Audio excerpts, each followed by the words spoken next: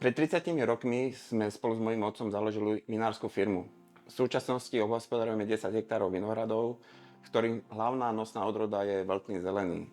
Z veľtlínu zeleného sa snažíme vyrobiť čo najkvalitnejšie vína. Svedčí o tom aj množstvo ocenení, ktoré sme dostali hlavne na zahraničných súťažiach. V súčasnej dobe sme začali výrobu aj sektov, ktoré vyrábame klasickou metódou.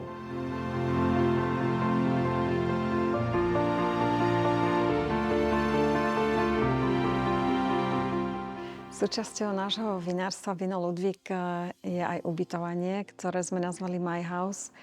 V centre Modry ubytovanie sa nachádza v historickom asi 400-ročnom dome a poskytujeme ubytovanie iba v 6 izbách.